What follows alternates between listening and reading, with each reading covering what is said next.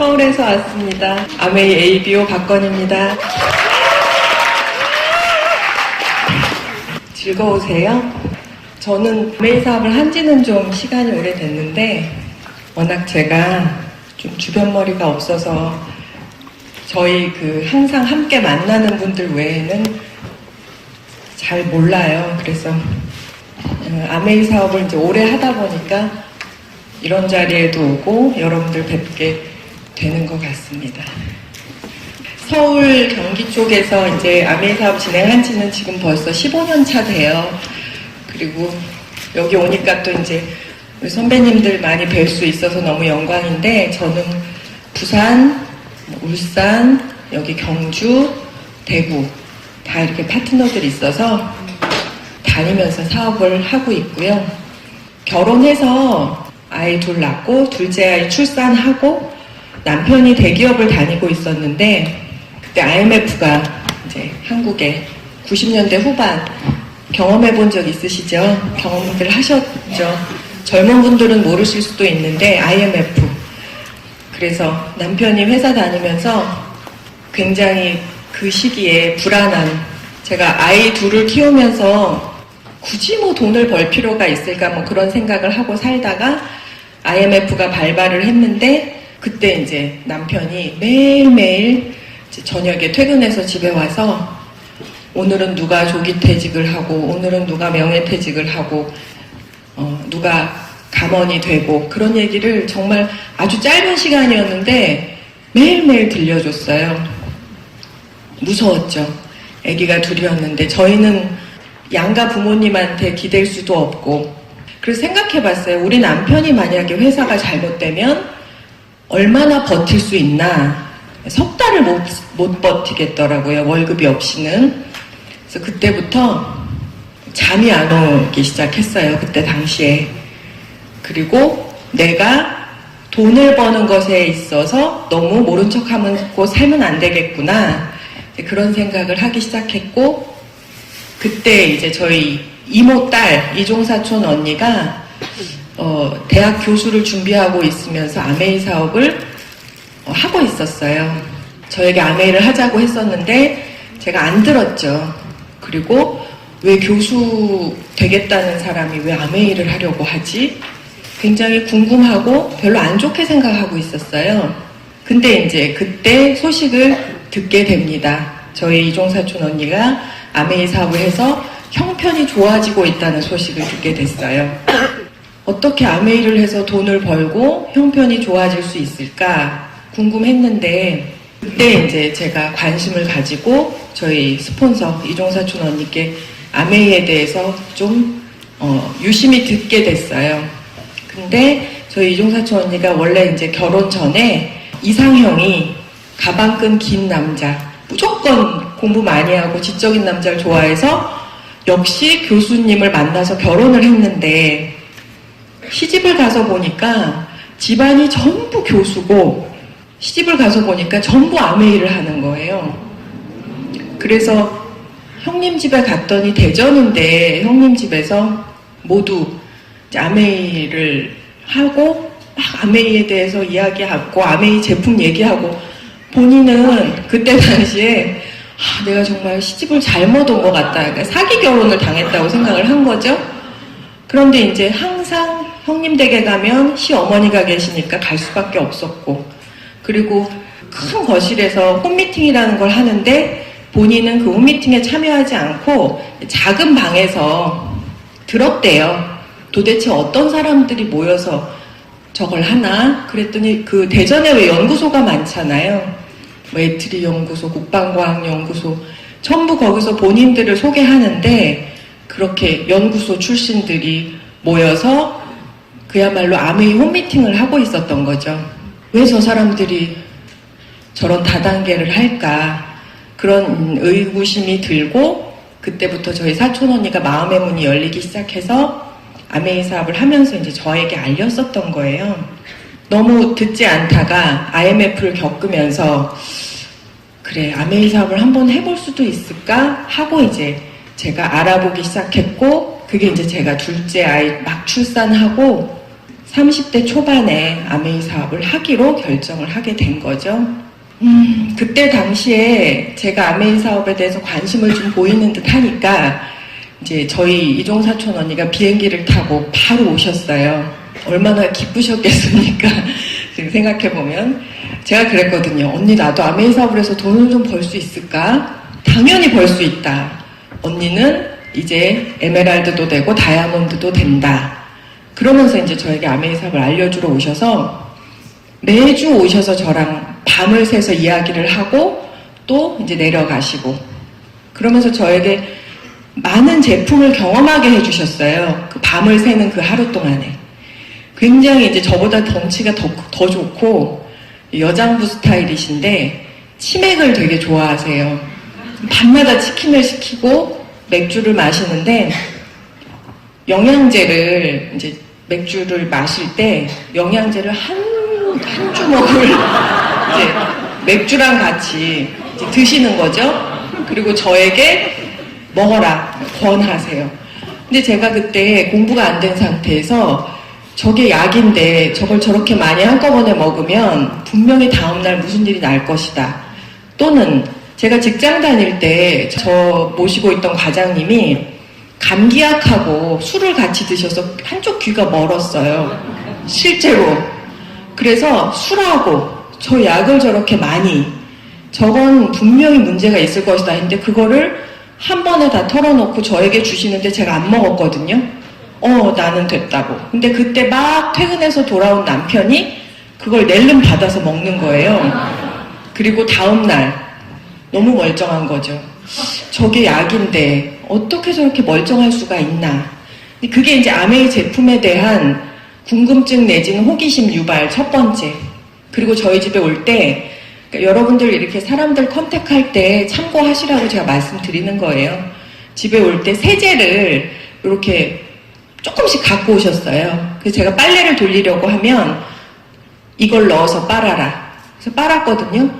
근데 솔직히 민감한 사람이 아니에요. 저는 뭐 깨끗하고 뭐 빨래가 뭐 먼지가 없고 이런 거에 대해서 불만도 없고 민감하지 않아요. 근데 빨래를 돌리고 다 된 빨래를 꺼내는데 솔직히 놀랐어요. 뭐지? 왜 이렇게 아이들 옷이 깨끗한 거지? 딱 한 번 빨았는데. 근데 밖으로 내진 않았어요. 저희 사촌 언니가 심하게 들이댈 것 같아서 속으로 놀랐어요. 어떻게 이렇게 빨래가 깨끗할 수가 있지? 딱 한 번 빨았을 뿐인데 아이들 아기 때 막 노란 티셔츠, 빨간 티셔츠 그런 것들이 막 칙칙한 색깔이 돼갈 무렵인데 한 번 빨았는데 빨래가 너무 깨끗한 거예요. 정말 놀랍다. 그 이제 제품 두 번째. 그리고 저희 스폰서님이 이제 저희 집에 오실 때는 화장품을 바리바리 다 싸가지고 와서 쫙 펴놓고 이제 쓰시는 거예요. 저는 화장품에 관심도 없었고 로션도 안 바르던 때였거든요. 그런데 저희 스폰서님이 어릴 때 대학교 때 대학원 시절에 저희 집에서 이제 자취처럼 했는데 정말 땀구멍이 넓었었거든요. 심하게. 그래서 여성들 땀구멍 넓으면 고민이잖아요. 그래서 친구들이 막 야, 네 땀구멍에 뭐 개미가 손잡고 들어가겠다 장난을 쳤다고 했어요. 그런데 저희 스폰서님이 한 2년 정도 아메이 사업을 해서 그때가 플래티늄, 파운더스 플래티늄 때인데 땀구멍이 하나도 보이질 않는 거예요. 실제로. 그런데 저희 스폰서님이 뭐 병원에 가서 피부과 시술을 받고 이럴 사람이 아닌 걸 제가 알기 때문에 땀구멍이 다 어디로 갔지? 그런데 아메이 화장품을 쓴 거 외에는 없다는 거예요. 제품 감동 세 번째. 직간접적으로 이제 아메이 제품에 대한 감동을 했죠. 근데 아메이 사업을 한다라고 마음먹는 거는 쉽지는 않았어요. 그리고 사업을 할까 말까 고민할 때 저희 남편이 이제 대기업 이제 홍보실에 있었는데 제가 물어봤죠. 내가 이걸 해도 될까? 고민이 되니까 물어볼 데가 없잖아요. 그래서 남편한테 아메이 회사에 대해서 좀 알아봐 달라고. 왜냐하면 어딜 가면 아메이가 너무 좋다고 얘기하고 어딜 가면 아메이는 천하에 해선 안 될 일이잖아요. 도대체 뭐가 옳고 그른지 알 수가 없는 거예요. 이런 자리에 오면 더없이 좋은데 밖에 나가면 한 3명만 만나도 계속 거절을 받잖아요. 그래서 남편한테 물었더니 남편이 알겠다고, 본인이 가서 알아보겠다고. 그래서 막 이제 뭐 좀 나름 알아봤나 봐요. 전화가 왔어요. 야, 아메이 그거 너 못해. 왜? 거기 대단한 회사야. 네가 할 수 있는 일이 아니야. 오히려 저희 남편은 저를 엄청 무시하면서, 그리고 아메이로 성공한다는 건 이건 보통 일이 아닌데, 현대그룹에 있었거든요. 근데 현대그룹 안에는 이미 성공하신 분들이 너무 많았고요. 암암리에 뒤로 성공하는 거죠. 제가 다이아몬드가 됐을 때 남편은 무대에 함께 올라오지 못했어요. 원래 이중 직업을 이제 가지면 안 된다고 해서. 그래서 저 혼자 올라와서 인정식도 하고. 그래서 기업에서는 굉장히 이 일을 한다는 것 자체를 드러내면 안 되는 상황이었는데, 그럼에도 불구하고 현대그룹 안에는 이미 성공자가 너무 많은 거예요. 그래서 우리 남편 눈에는 네가 하겠냐. 그러니까 와이프는 너무 작아 보이고 아메이는 너무 커 보이는 거죠. 그래서 오히려 저희 남편이 너무 대단한 일이어서 너는 할 수 없다고 이야기했던 케이스예요. 그런데 본인도 아메이 사업에 대해서 알고 나니까 성공한다는 거에 대해서는 굉장히 호감을 느꼈던 것 같고, 저한테 해보라 그러더라고요. 해보라고. 그리고 오늘까지도 저희 남편은 항상 저에게 너는 할 수 있다고, 잘할 수 있다고, 핀업할 수 있다고 저에게 항상 용기를 주면서, 항상 제가 아메이 사업을 잘할 수 있도록 이 마인드 컨트롤을 본인은 사업을 안 하면서 옆에서 해주고 있어요. 아메이 사업 말고 다른 일들도 돈을 벌기 위해서 할 수는 있겠죠. 그런데 제가 아메이 사업을 했던 이유는, 첫 번째는 드릴 자본이 없는 상황, 자본이 없다는 거 하고, 그리고 시간을 제 마음대로 쓸 수 있다는 거. 제가 아메이 사업을 선택한 개인적인 이유입니다. 그리고 세 번째는 도와주는 사람이 있다는 거. 제가 스스로 뭔가 하기 너무 무서운데 누군가가 이렇게 도움을 준다는 게 참 좋게 느껴지더라고요. 그래서 시작을 했어요.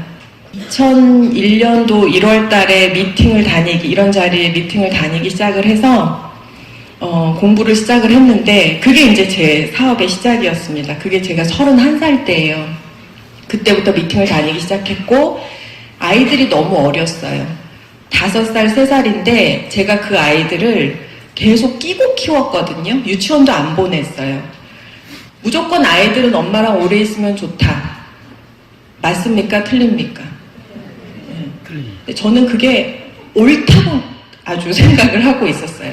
그래서 아이들을 끼고 있다가, 아이들 데리고 사업할 수 없잖아요. 그래서 어린이집에 보내고, 제가 운전을 잘 못했었거든요. 차를 끌고 나오고, 나름대로 제가 아메이 사업을 잘하고 싶어서 여러 가지 결단을 했었어요. 그리고 아이들 둘을 어린이집에 맡겨놓고 아메이 사업을 하는데, 아이들이 이 하원하는 시간이 4시, 5시, 그 뒤로도 시간이 너무 제가 아까운 거예요. 그래서 또 하나의 결단을 합니다. 저희 시부모님들께 이제 설득을 했어요. 어머니, 저 이거 좀 하고 싶으니까 저희 아파트로 이사 오세요. 그래서 저희가 10층에 살면서 어머니 1층에 모셨어요. 그래서 아이들이 하원을 하면 어머니가 아이들을 케어해 주시고, 저는 아메이 사업을 알아보기 위해서 몇 달, 몇 년 그렇게 시간 허비하지 않았어요. 그럴 필요도 없고요. 저는 오히려 그 시간에 아메이를 만난 게 아까웠어요. 왜 좀 더 일찍 언니의 말을 알아듣지 못했을까? 그 시간이 너무 아까워서 시부모님 모시고 아메이 사업을 시작을 하게 됩니다. 이렇게 미팅장 다니다 보니까 뭐 핀 수여식 해주시고 랠리 해주시고 하잖아요. SP라는 이야기를 하더라고요. 아, SP라는 핀이 되어야 되는구나, 되어야겠구나. 저희 스폰서님들은 저에게 어떤 핀이 되어라, 무엇을 해라라고 이야기하지 않으셨거든요. 스타일이 그래요. 너 알아서 해라. 그리고 제가 서울에 있었고 스폰서님들 다 뭐 부산, 대전 계셨기 때문에 얼굴을 잘 뵐 수가 없었어요. 그런데 SP라는 핀이 되어야겠구나라고 생각하고, 언제 되지? 제가 1월에 사업을 시작하고 4월 1일부 SP가 됐었거든요. 근데 누가 시킨 게 아니고 제가 목표를 정했어요. 우리 큰아이 초등학교 들어가기 전에 다이아몬드가 되겠다. 딱 2년 반이 남은 시점이었거든요. 그거는 그냥 제가 정한 거예요. 그러고 싶었어요. 우리 아이가 초등학교 들어갈 때 그 아이들을 데리고 삿포로 다이아몬드 여행을 같이 가고 싶었어요. 그게 제 목표였어요. 그래서 아메이 사업 이제 열심히 하는데 정말 저를 이제 어떻게 보실지 모르겠지만 저는 낯을 너무 가려요. 낯 너무 가리고요. 봤던 분들 또 만나서 인사를 잘 못해요. 그게 싸가지가 없어서라고 생각을 하시는데 그게 싸가지 없어서 그런 게 아니라 부끄러워서 잘 옆에 가질 못해요. 그러니까 좀 천성적으로 사람을 잘 대하지 못하는 장애 같은 게 있어요. 그걸 제가 이제 아메이 사업을 하면서 알게 되었는데 그게 아직도 잘 안 고쳐지거든요. 여러분 아메이 사업 하면은 막 굉장히 활달하고 인간관계 좋고 막 그런 분들이 하실 것 같이 느껴지시겠지만 실제로 저는 그런 성향이 아니에요. 그래서 굉장히 인간관계를 폭넓게 하지 못했겠죠. 그럼에도 불구하고 제가 3월 달에 도전을 해서 내가 다 SP가 돼야지 라고 마음을 먹고 이제 사업을 시작을 해요. 아이들은 막 부랴부랴 가서 데리고 찾아서 시어머니 집에서 찾아서 집에 가서 두고 또 제가 할 일을 하고 하면서 안 쉽더라고요. 그렇게 시작을 했는데 정말 어려웠습니다. 뭐냐면 너무 제 몸에 익지 않은 일들이잖아요. 그러니까 너무너무 힘이 들었어요. 그리고 사람들이 단 한 명도 저한테 그래 같이 해보자 이런 사람이 없었어요. 어쩌면 단 한 명도. 심지어 친정 식구들이 모두 이제 저를 외면하는 거죠. 왜냐하면 제가 아메이에 더 빠질까봐 구출하고 싶은 거죠. 그러니까 친정 식구들도 다 도움을 주지 않았고 그런 상태에서 제가 SP를 하겠다고 막 지인들을 찾아다니면서 그렇게 아메이 사업이 시작이 됐는데 3월달 SP를 하겠다고 도전했던 그 달에 목이 탁 맛이 가면서 10일 동안 목소리가 밖으로 나오질 않는 거예요. 여러분 그런 경험 해보셨어요? 진짜 미치고 환장하겠더라고요. 그리고 목소리가 나오는데 너무 듣기가 싫은 목소리가 나오는 거예요. 이런 목소리로 누굴 만나서 그러면서 어떻게 하면 이 목소리를 정상적으로 찾아서 나의 목표에 차질이 없게 할까? 그래서 병원을 갔어요. 그랬더니 혈관 주사를 주시더라고요. 지금 생각해보면 그건 항생제예요. 강력한 항생제. 그걸 맞으면 하루 동안 목소리도 나오고요. 돌아다녀져요. 그래서 그 주사를 맞는데 한 이틀 맞으니까 의사 선생님이 안 된다고. 이거 그렇게 계속 맞으면 안 된다고. 그래서 된다고. 저 주사 놔주세요. 그래서 계속 그 주사를 맞으면서 사업을 했어요. 미쳤죠? 지금 생각해보면. 그러면서 목소리를 계속 억지로 막 내면서 4월 달에 SP가 되고 그 이후로 계속 제가 연속해서 플래티늄 되고 저는 한 해에 보석핀을 다 갔어요. 네. 그래서 뭐 루비, 사파이어, 에메랄드, 다이아몬드를 그 다음 해에 다 가면서 에메랄드 포럼을 못 갔어요. 다이아몬드 마감을 해야 되니까. 그 좋은 에메랄드 포럼도 포기하고 어느 날 전화가 온 거예요. 제주도 가야 된다고. 제주도 제가 왜 가죠? 그러니까 제 에메랄드 포럼을 가야 되는데 저 다이아몬드 간다고 바쁜데. 그러면서 제가 2003년 6월인가 다이아몬드가 됐어요. 사실 제가 이제 개인적으로 남편하고 IMF가 터졌을 때 이민을 가야겠다고 생각을 하고 있었거든요. 아, 이 나라에서 못 살겠다. 도저히 무서워서 못 살겠다. 그래서 영주권 신청을 해놓은 상태에서 제가 아메이 사업을 하게 된 거예요. 영주권이 나왔어요. 아까 어떤 리더님도 말씀하시는데 영주권 받는데 저희가 아메이 다이아몬드라고 하는 사실이 대사가 인터뷰를 하는데 굉장히 점수를 좋게 주셨어요. 그래서 그 자리에서 영주권이 나왔어요. 그래서 영주권을 받아서 저희 고민 안 했어요. 남편이 직장에 남아서 돈을 벌 것이냐, 제가 아메이 사업을 할 것이냐, 0.1초도 고민 안 하고 당신 애들 데리고 가. 내가 아메이 할게. 이렇게 그때 결정을 내린 거죠. 네. 제가 지금 후회를 하겠습니까? 안 하겠습니까? 후회 조금도 하지 않습니다. 남편 직장이 좋았어요. 근데 정말 저희는 단 한 번도 후회하지 않고 아메이 사업을 해야 된다. 왜? 이건 우리 거고 회사는 아무리 좋아도 우리 게 아니잖아요. 우리 거. 그래서 남편이 아이들을 데리고 가고 저는 남아서 아메이 사업을 하면서 돈을 벌어서 보내고 그런 이제 시간이 시작이 된 겁니다. 한국에 있으면서도 사실은 양가 부모님들이 저희를 도움을 주실 수 없어서 한국에서 이제 캐나다 지금 밴쿠버에 있거든요. 밴쿠버 시내에 있어요. 밴쿠버에 가는데 한국에 빚이 있으면 안 내보내주더라고요. 그래서 빚이라는 게 뭐예요, 여러분? 은행에 뭐 집 살 때 할부금 그런 거요. 차 살 때 할부금 그런 거는 우리가 왜 느끼지 못하고 얻는 빚이잖아요. 그런 걸 저희 남편이 직장인이었으니까 그리고 마이너스 통장으로 막 생활하고 그랬던 그런 지저분한 빚들을 이제 싹 다 갚고 얼마 안 되는 돈을 가지고 캐나다를 간 거예요. 그리고 제가 이제 아메이 사업을 그때부터 이제 본격적으로 하기 시작을 해요. 캐나다에 가서 정착을 하는데도 돈이 많이 들거든요. 거기가 선진국이라서 생각보다 물가가 굉장히 비싸고 집세도 세요. 그래서 캐나다 가서 막 거기서도 집을 얻고 하는데 집을 사고 하는데 빚을 얻었어요. 제가 아메이 사업을 하면서 2013년도, 12년도 그때 다이아몬드들에게 좀 보너스가 많이 주어진 해가 있어요. 그래서 제가 계획을 했죠. 그 보너스가 발표가 됐을 때 요때 요 보너스를 받아서 빚을 또 갚자. 이제 계획을 세운 거예요. 여러분 제가 이 말씀을 돈 자랑을 하는 게 아니고요. 아메이 사업은 허상이 아니에요. 이거는 그냥 뭐 일장춘몽이 아니고 굉장히 현실적인 이야기를 하고 있는 거라는 거죠. 저 같은 경우는 아메이 사업은 가정의 경제적인 대안이었고 실질적으로 많은 경제적인 부분을 해결하고 있고 앞으로도 해결할 건데 너무 많은 분들이 재미처럼 뛰어들었다가 그냥 쉽게 나가는 모습을 보면 너무 안타까워요. 그래서 제가 말씀을 드리는 거예요.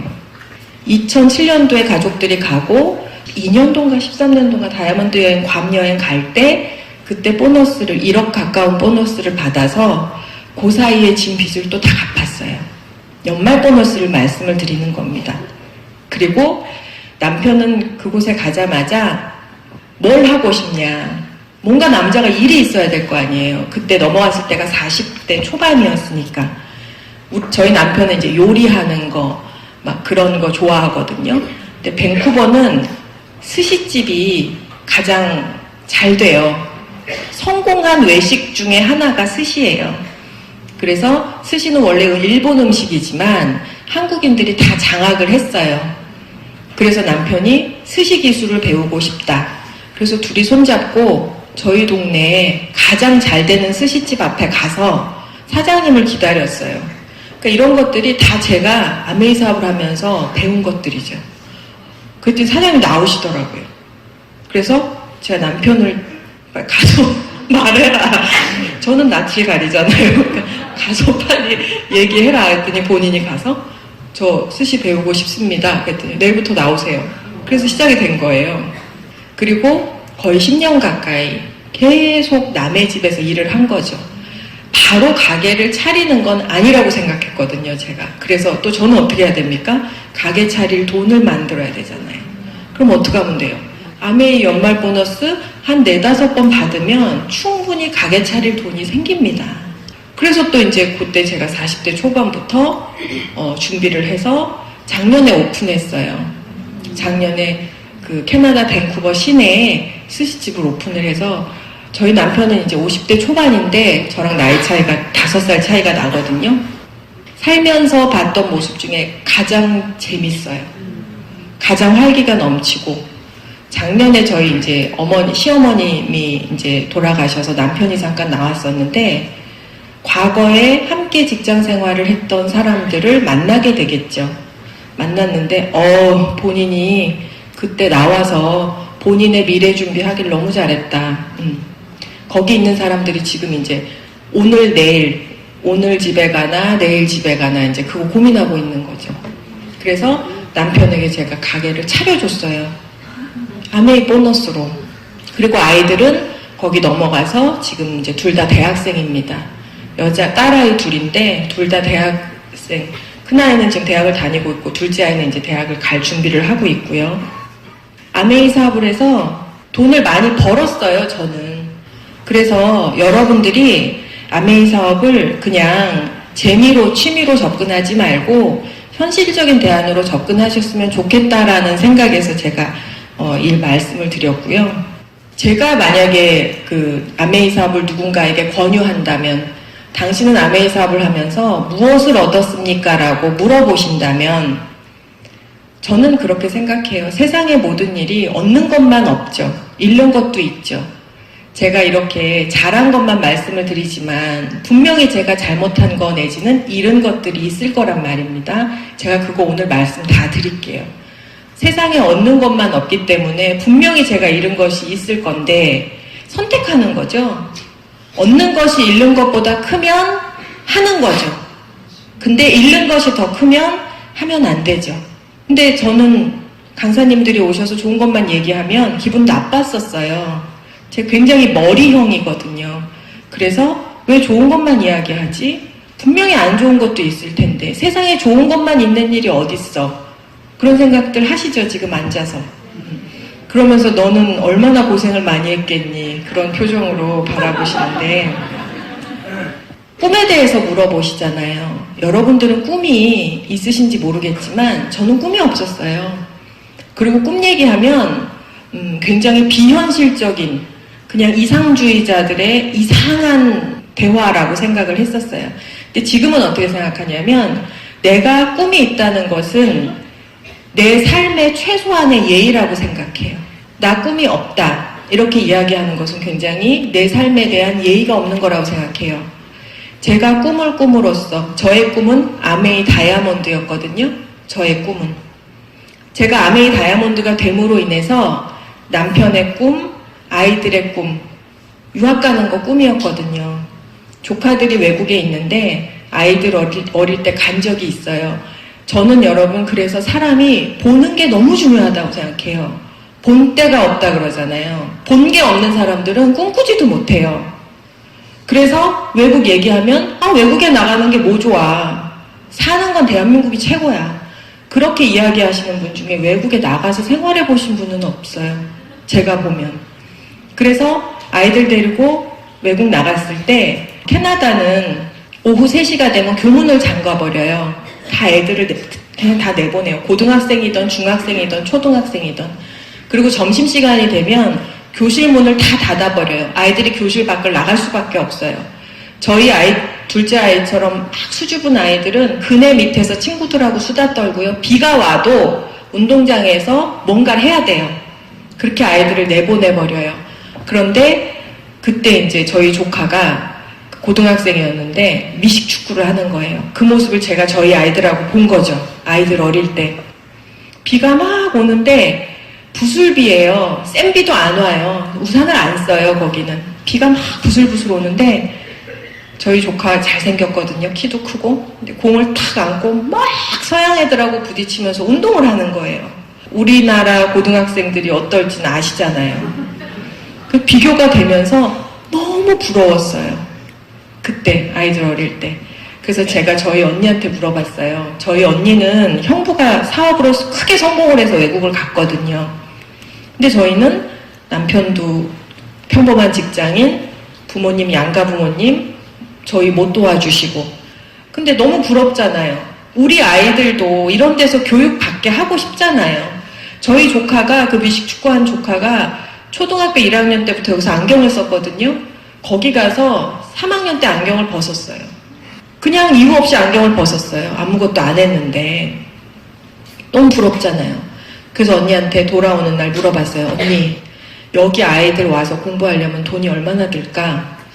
글쎄, 유학, 아이들 홈스테이 하고 학비까지 다 하면 1년에 한 아이당 5천만 원 적게 들면 3천만 원, 그때 당시에 저희 남편 연봉이 5천이었어요. 아, 그래? 그럼 난 안 되겠다. 우리 애들은 안 되겠다.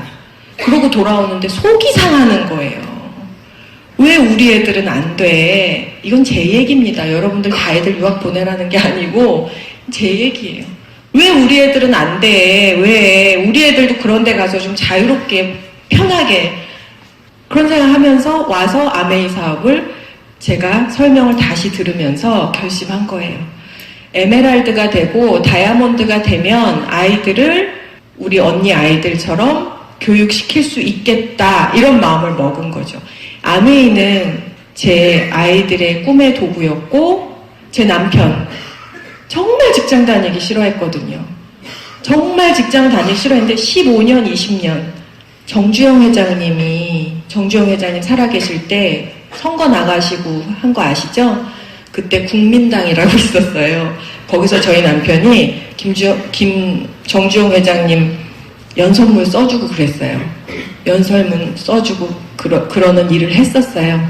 너무너무 직장 다니기 싫어하고 너무너무 답답해하고 아침에 일어나는 걸 싫어하는데 그러겠다 싶은 거예요. 그렇게 15년, 20년을 계속 똑같은 일을 하고 회사를 나가는데 좋겠냐고요. 싫은 거 당연하잖아요. 그런데도 그냥 다녀. 별거 없어. 그냥 다녀. 당신 길고 가늘게 끝까지 다녀. 이렇게 얘기하시죠. 너무 가혹하다고 생각했어요. 얼마나 싫겠습니까? 그 똑같은 직장을 20년, 30년. 그래서 제가 아메이 사업을 한 거죠. 그럼 당신은 꿈이 뭐야? 난 내 일을 해보고 싶어.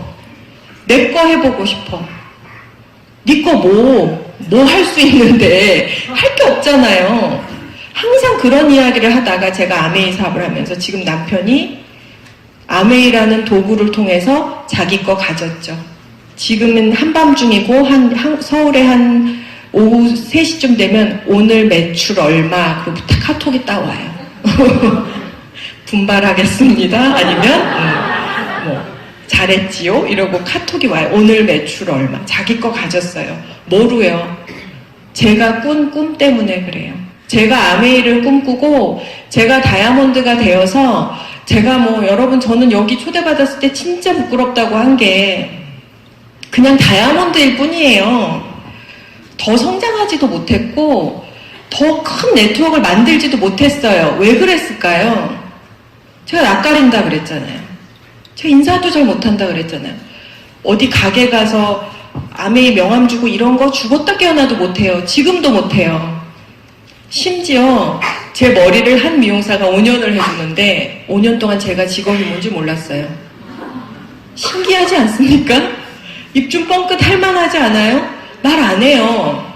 그에게 부담 줄까봐. 그런 사람이에요, 제가. 그래서 더 성장도 못하고 더 네트워크를 키우지도 못하고 파트너가 아메이 사업하면서 아파하면 그래 아프지? 그래 들어가. 내가 할게 들어가. 이런 스타일이에요. 그러니 얼마나 제가 잘 못했겠습니까? 그런데도. 그래서 이제 초청 받았을 때 여러분들 만나는 건 너무 좋은데 제가 막 크게 성장을 하고 돈을 많이 어마어마하게 번 그런 사람이 아니잖아요. 그래서 좀 부끄러웠는데 저는 제가 아메이 사업을 해서 제 꿈을 이루었기 때문에 그 부분을 말씀드리자고 한 거예요. 꿈이 있냐고 할 때 무슨 꿈 없어 하면 당신 한 사람이 꿈을 잘 꿔서 성공하면 주변이 다 꿈을 이루는데 그거 좀 하지. 이런 생각 들어요. 여러분들도 하시겠지만 세미나 와서 꿈 적어보라고 하는데 저는 그냥 별로 꼼꼼하지 않아요. 남편은 꼼꼼하게 그걸 이제 다 적었었나 봐요. 어느 날 이사하는데 저를 불러서 이거 봐.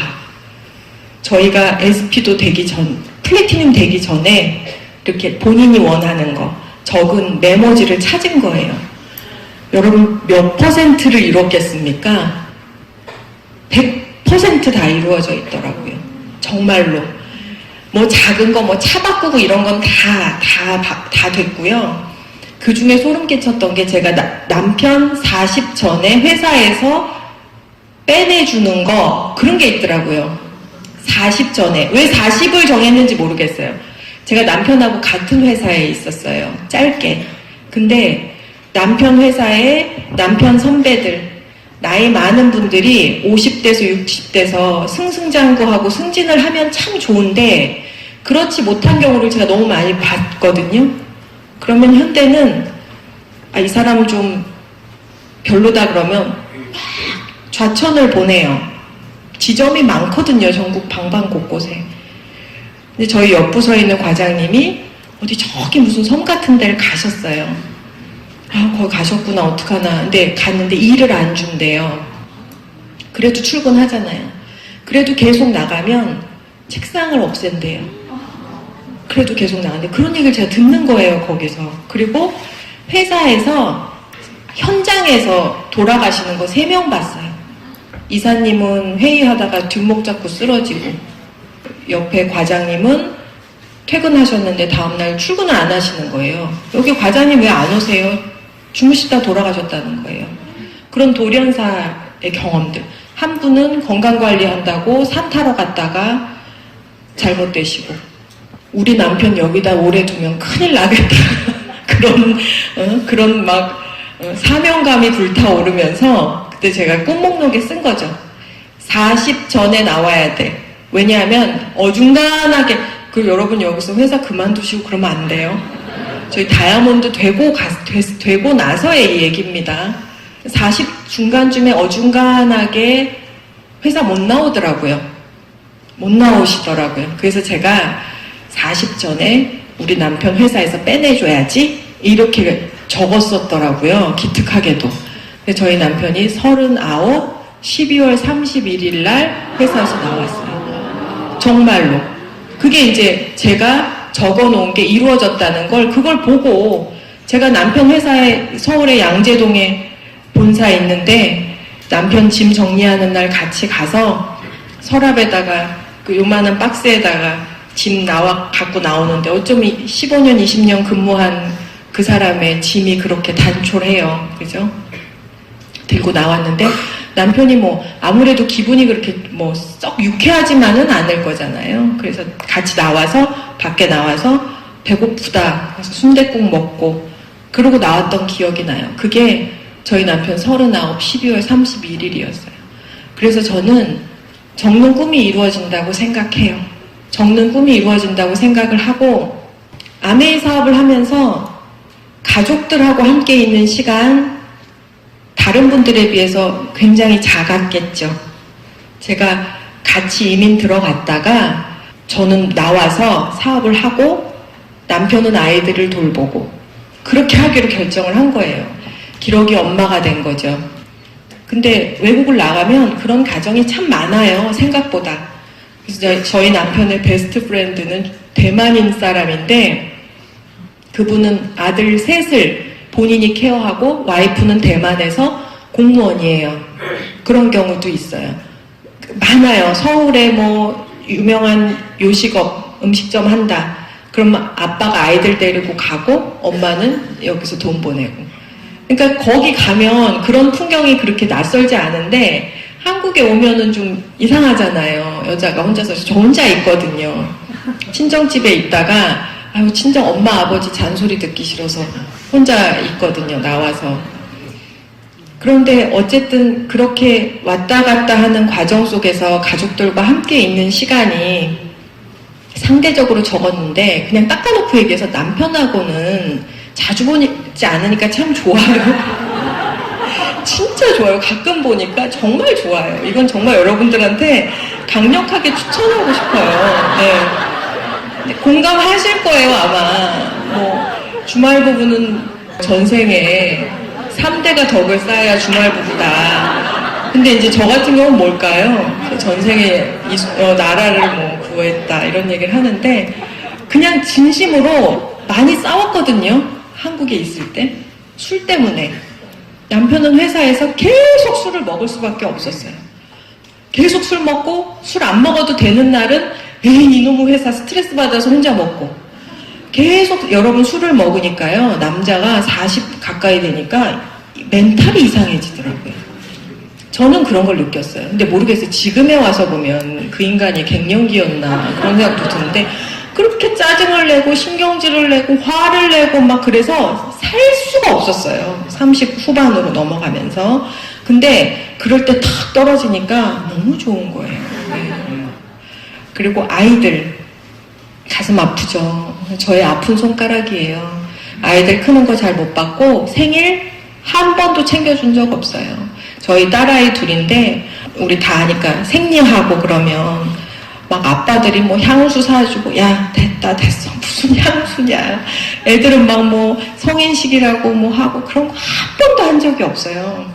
지방에서 세미나 마치고 서울로 올라오는데 버스 안에서 큰아이가 너무 다급하게 막 울면서 전화를 하는 거예요. 무슨 일이냐 가슴이 철렁 내려앉거든요. 이제 생리가 터진 날이었던 거예요. 이렇게 해라. 알았어. 그런 식으로 다 대처를 하면서 넘어간 거죠. 작은 아이가 이제 생리할 나이가 되어서 큰 아이랑 저랑 야, 잘 봐. 분명히 생리할 수도 있을 거야. 근데 어느 날 아이가 생리대를 들고 화장실 가는 거예요. 너 시작했니? 나 시작한 지 1년 됐는데? 한지도 모르고 아이가 이런 얘기 별로 안 좋은가요? 어쨌든 지금 저에게는 되게 가슴 아픈 추억일 수도 있는데 어쨌든 그런 식으로 아이들을 키웠어요. 제가 아이들 아기 때 2살, 5살 아기 때 아메이 사업이 저희 집에 왔을 때 저는 마음을 어떻게 먹었냐면 아메이는 우리 집의 셋째야. 그렇게 생각했거든요. 여러분 아이들 잘 키우시죠? 저는 아이들 키우는 게 세상에서 제일 어려워요. 저는 영양이 안 되는 엄마예요. 아이들이 초등학교 2학년이 되니까 수학을 못 가르치겠더라고요. 모르겠어요, 제가. 저 진짜 공부 많이 안 했는데 너무 어려운 거예요, 수학 문제가. 이건 도대체 뭘 물어보는 건지도 모르겠고. 전문가가 그러더라고요. 섣불리 가르치지 말라고. 여러분들께도 제가 말씀드리는 겁니다. 엄마도 아빠도 한 초등학교 3학년 되면 가르치지 말래요. 그러면 아이가 더 이상하게 헷갈려가지고 더 못한대요. 그래서 전문가한테 맡기셔야 돼요. 여러분 뭐 아이 공부 때문에 아메이 못하고 그냥 전문가한테 맡기시는 게 맞아요. 그래서 제가 그때 아메이 시작할 때 아메이는 우리 집의 셋째야. 그러니까 셋째니까 우리 애들 키우면서 아메이도 같이 키우자. 큰아이 태어났을 때 너무 힘들었거든요. 막 울면서 재우고 막 저도 어리고 지도 어리고 막 그러니까 제가 26살 때 지금 생각해보면 26살 그냥 나이가 안 많잖아요. 막 지도 울고 나도 울고 그러고 애를 키웠는데 그렇다고 자식이 귀찮다고 버리나요? 자식이 밉다고 포기하나요? 아메이를 셋째라고 생각했어요.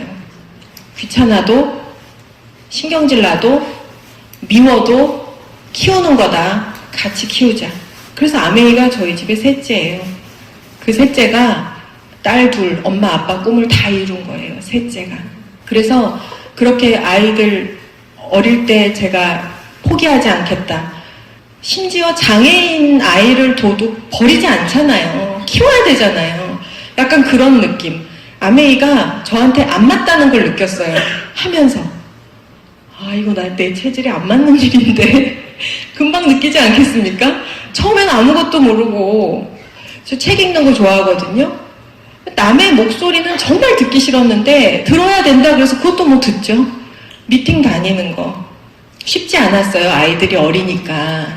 그래서 아이들을 막 이 집 저 집에 맡기면서 세미나장을 다니는데 그게 너무 힘들었지만 그것도 할만했거든요. 근데 뭐 사람을 계속 만나야 되고 내 사람을 만들어야 되고 내 팀을 계속 키워야 되는데 이게 낯가리고 인간관계 잘 못하는데 금방 벽에 부딪히지 않았겠냐고요. 그래서 제가 생각했죠. 이 일은 내 적성에 맞는 일이 아니구나. 그걸 깨달았어요. 그럼 어떻게 해요, 여러분? 적성에 안 맞으면. 셋째인데, 자식인데 못 버리잖아요. 포기 못 하잖아요. 그러니까 또 꾸역꾸역 하고 꾸역꾸역 참고 그냥 그렇게 해왔던 것 같아요.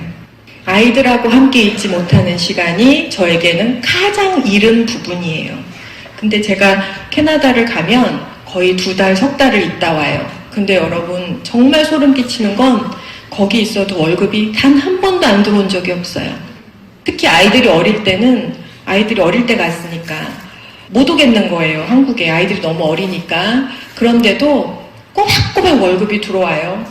제가 월급 받아가지고 한국에 와서 보면 저희 조카 연봉보다 많을 때도 있어요. 그런 때는 언제냐면 연말 보너스 같은 거 같이 들어올 때 12월 달에 연말은 꼭 제가 가족들하고 보내는데 연말 보너스, 월 보너스 한 2번 이렇게 한꺼번에 들어올 때는 좋은 대학 나와서 괜찮은 직장 다니는 저희 조카 연봉보다 제가 거기 가서 탱탱 놀면서 받는 수입이 더 컸던 거예요. 이번에 또 연말 보너스를 받았죠. 제가 캐나다에서 1월 초에 들어왔거든요. 연말 보너스 받고 이제 아이들한테 차가 필요하겠더라고요. 캐나다는 차 없이 다니기 참 힘들어요. 그래서 차 사줬어요. 아이에게. 항상 연말 보너스가 들어오면 용돈을 1년치 용돈을 주고 와요. 근데 이번에는 차 필요하다고 차 사주는데 어떤 분들은 그렇게 자식 키우면 버릇 나빠진다. 버릇 나빠져도 돼요, 저는. 전 제가 해주고 싶어요. 해주고 싶어요. 그리고 아이들이 단 한 번도 저에게 학비를 요구하거나 용돈을 요구한 적이 없어요. 자기들이 벌어서 써요. 그 나라는 고등학생만 돼도 다 자기들이 경제활동을 해요. 그래서 단 한 번도 학비나 뭐 이런 거를 아이들이 요구한 적이 없어서 안 줘요. 그리고 당연하게 생각해요. 왜 엄마가 나한테 용돈을 줘? 왜 아빠가 학비를 줘? 알아서 하는 거라고 생각하는 거예요. 근데 한국에 와서 보면 40이 돼도 용돈을 받더라고요. 심지어 50이 돼도 손을 벌려. 이게 도대체 어떻게 된 일이야. 네. 처음에 아이들이 용돈이나 학비를 원하지 않을 때 서운하더라고요. 뭐지? 우리 아이들 벌써 독립했나? 20살이 넘어가니까 독립하는 거 당연한 거고요. 독립하는 건 너무 기쁜 일인 건데 서운함이 좀 있긴 했었어요. 근데 저희 큰아이가 이제 대학 다니면서 한번 작은 아이가 저한테 전화가 온 거예요. 엄마, 언니가 너무너무 배우고 싶은 게 있는데 그게 이제 뭐 자격증 따고 그러는 건데 그게 돈이 비싸대. 그래서 언니가 그거를 계속 보다가 그냥 돈 모아서 하겠다고 내년에 하겠대. 그래서 제가 물어봤죠. 그게 얼만데? 그랬더니 이제 우리나라 돈으로 한 300만 원 정도 되는 그런 학원 같은 거예요. 그래? 엄마 보내줄게. 그래서 그때가 12월이었거든요. 2년 전이니까 연말 보너스 나올 때.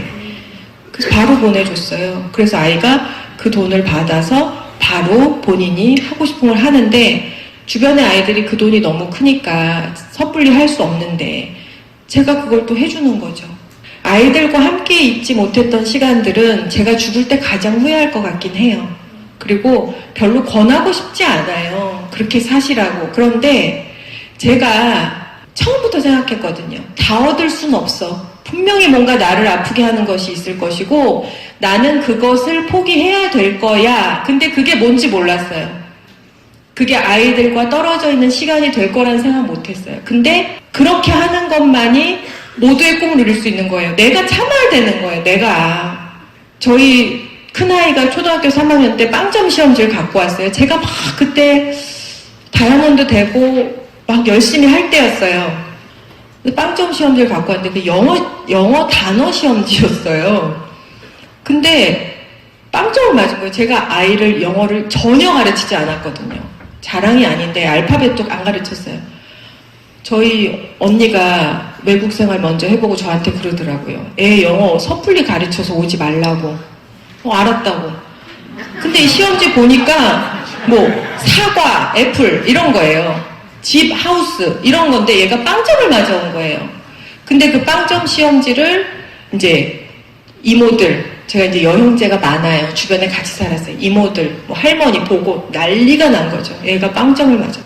그래서 제가 그때 홈미팅을 하고 있는데 전화가 와서 막 전화 받는데 전 뭐 집에 불난 줄 알았잖아요. 애가 빵점 시험지를 갖고 왔는데 너는 도대체 제가 시험 보는 거 알았냐? 뭐 날짜를 알았냐? 그 전화기 밖으로 소리가 다 들리는 거예요. 홈미팅 하고 있는데. 그래서 제가 알았다고 전화 끊고 그날 너무 속이 상했어요. 그 전화를 받고.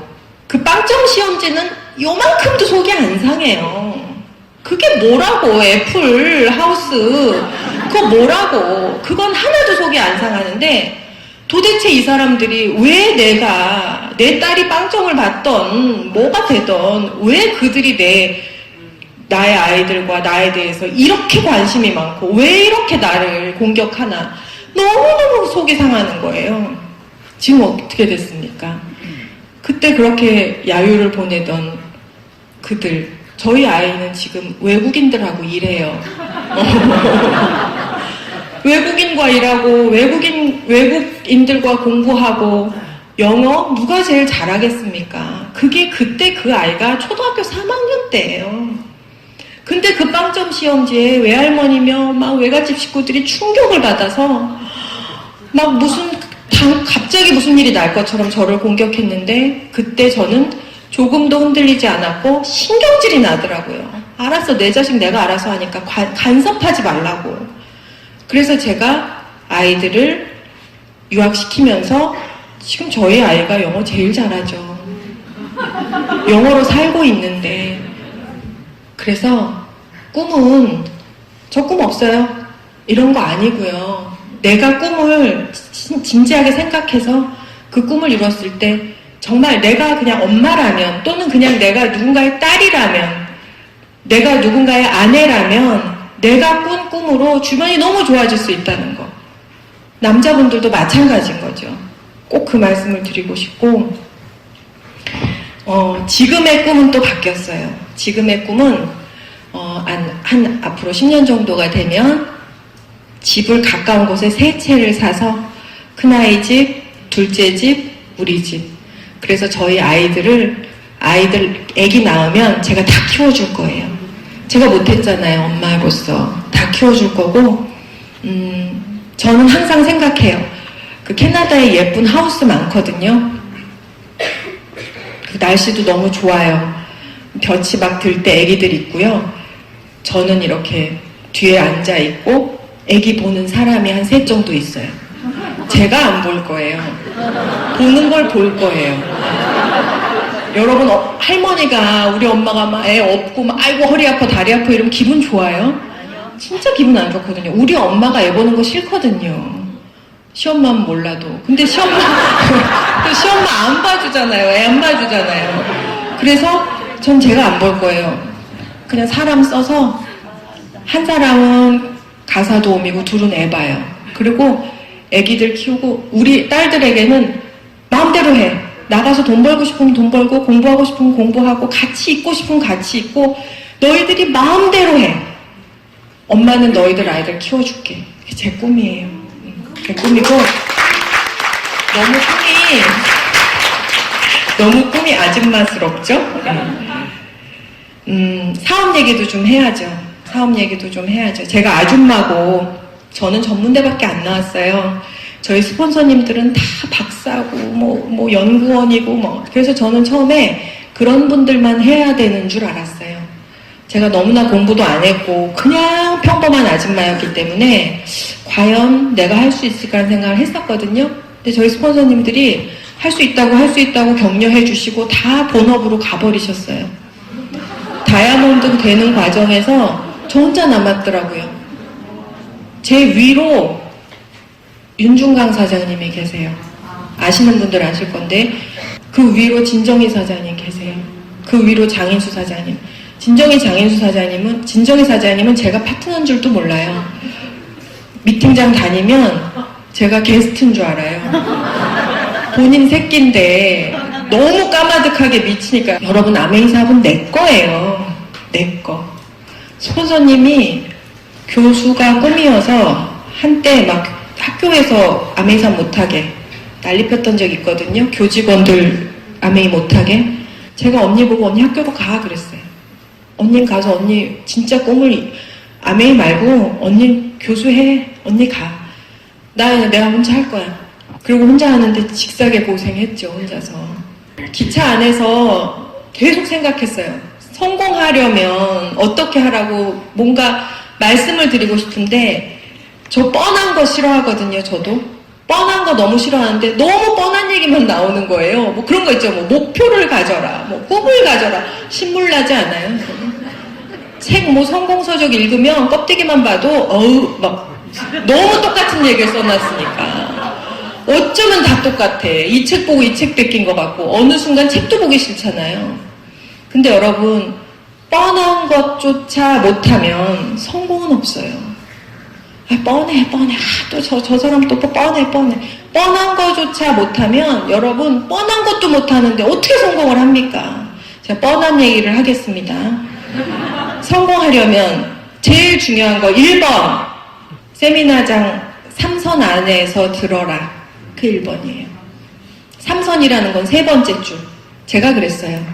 단 한 번도 스폰서님이 가방으로 자리 맡아주고 여러분 스폰서님들이 자리 맡아주는 사람 아닙니다.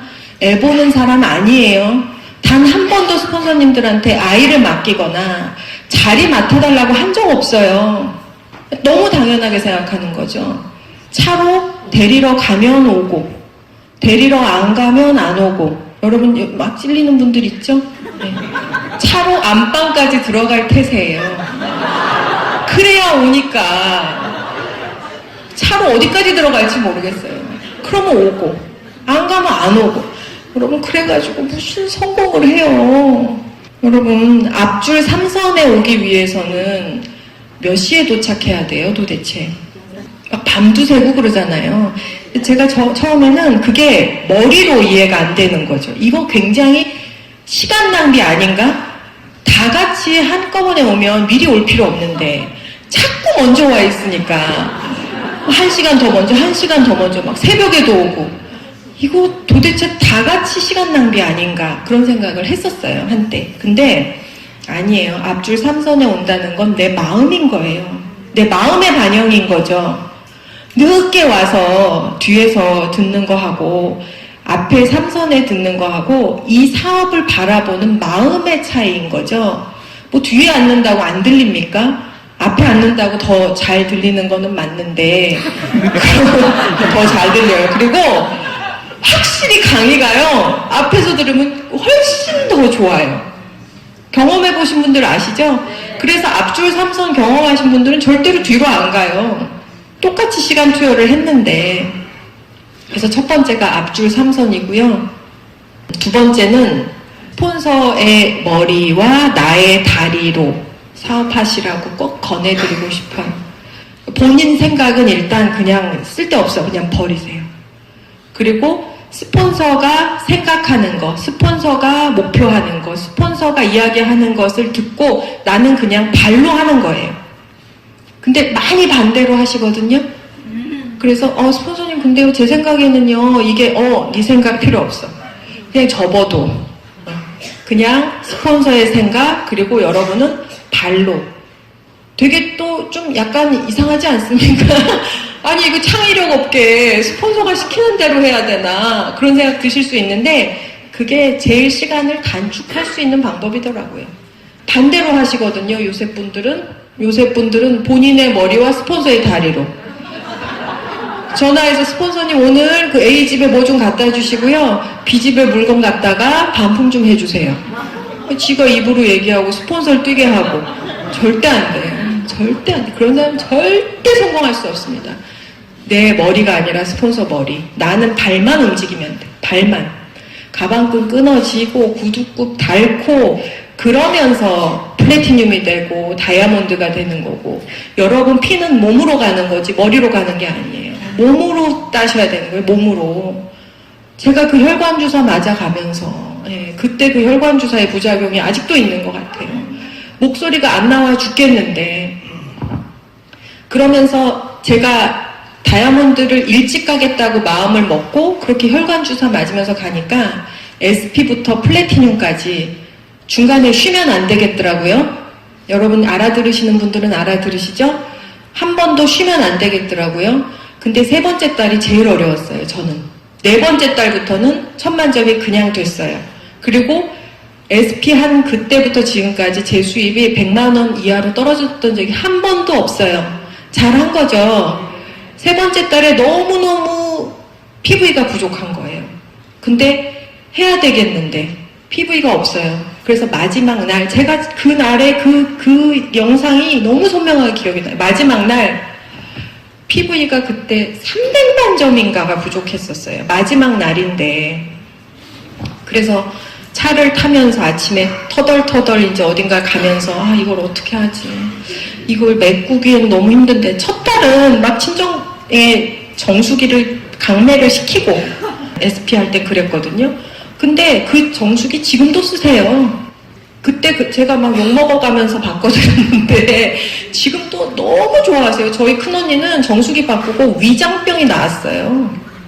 나쁜 짓 한 거 아니죠. 근데 어쨌든 그러고 세 번째 달에 너무 피부가 없어가지고 진짜 울겠더라고요. 이러다 이달 못하겠구나. 내가 혈관주사 맞아가면서 SP도 됐는데. 근데 전화가 와요. 받았더니 저의 친한 언니인데 저랑 이제 직장 다닐 때 언니 둘이랑 셋이서 친했어요. 근데 한 언니가 아이가 장애가 있는데 림프암 수술을 받았었거든요. 서울대학병원에서. 근데 그 언니가 전화가 와서 건이야 너 암에 정수기 있지? 있지 왜? 정수기 왜? 그랬더니 퇴원하는데 의사 선생님이 닥터가 정수기 쓰냐고 묻더래요. 벌써 여러분 15년 전이에요. 그러니까 정수기 안 쓴다 했더니 밖에 나가서 정수기를 반드시 사라. 아메이 걸 사라 그랬대요. 서울대학병원 의사 선생님이. 그래서 그거 사야겠대요. 그래 알았어. 근데 주문이 안 된대요. 그때 말일 되면 막 주문이 안 됐거든요. 인터넷 서버가 막 느려지고. 언니 내가 해줄게 걱정하지 마. 그러면서 셋이 친한데 또 한 친구. 야 걔도 산대. 연락 없어? 연락 없어. 내가 해볼게. 전화했더니 그 언니도 살 건데 인터넷 들어갔더니 구매가 안 돼. 그러니까 이 사람들은 말일의 개념이 없으니까 내일 사지 모레 사지 이러고 있었던 거예요. 내가 오늘 주문해줄게. 그래서 그 2대가 나가면서 세 번째 달도 유지가 됐거든요. 한 달 내내 목표 생각만 하면서 그랬더니 여러분 이 목표를 정하고 내가 어떤 핀에 가야지 하면 걱정되시죠? 걱정되시죠? 여러분이 목표가 진짜 진하고 그것에 엄청난 집중을 하면요. 주변에서 이상한 기적들이 일어나요. 이상한 기적들이 일어납니다. 근데 목표 없고 도전 안 하고 매번 그냥 겁나서 쭈뼛거리면 절대로 그런 기적을 맛볼 수 없어요. 그래서 목표가 중요하고 목표를 이야기하는 겁니다. 세 번째는 여러분 열정이 뭐라고 생각하세요? 제가 열정적이어 보이나요? 네. 당연히 그렇다고 하시겠죠. 그렇게 막 시끄러운 여자 같지 않죠? 네. 열정이 시끄러운 거라고 생각했어요. 저는. 그래서 경상도 분들은 정말 열정이 많아 이렇게 생각했어요. 저희 친정아버지가 부산 분이세요. 그래서 사투리 진짜 익숙하고요. 고모들 모여서 막 제사 때 말씀하시면 저 분명 또 밖에서 싸움 났네. 그리고 나가보면 싸운 게 아니죠. 네. 일상 대화. 근데 왜 저렇게 싸우듯이 하지? 서울 사람들은 이해할 수 없어요. 그래서 경상도 사람들은 열정적이다라고 생각했어요. 그러나 여러분 열정의 정의는 시끄러운 거 아니고요. 소리 지르는 거 아니고요. 눈에 힘주는 거 아니고요. 부릅뜨는 거 아니고 열정은 뭐냐? 계속하는 거예요. 계속하는 거. 그게 열정입니다. 계속하면 여러분 세상에 어떤 일이 늘 잘 되겠습니까? 늘 안 되겠습니까? 잘 되다가 안 되다가를 반복하겠죠. 열정적인 사람들은 잘 될 때도 안 그만두고 안 될 때도 안 그만두고 계속하는 게 열정적인 거예요. 그래서 저는 저희 파트너들에게 딱 20년만 하고 그때 생각하자.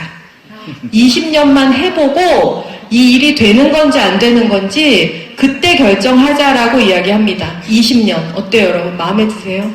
20년? 20년만 하고 나서 이게 내 적성에 맞네 안 맞네 얘기해도 늦지 않아요. 20년 그까짓 거 눈 깜짝하면 금수강산 2번 변하면 20년 아닙니까? 20년 그냥 계속 해보세요. 여러분들이 어떤 핀을 원하는지 모르겠지만 어쨌든 인생은 바뀌어 있을 거예요. 어쨌든 인생은 바뀌어 있을 겁니다. 그게 세 번째였어요. 열정. 계속하는 거. 꾸준히 하는 거. 계속하는 거. 자신 있으세요? 네. 잘하는 거 아니고 계속하는 거.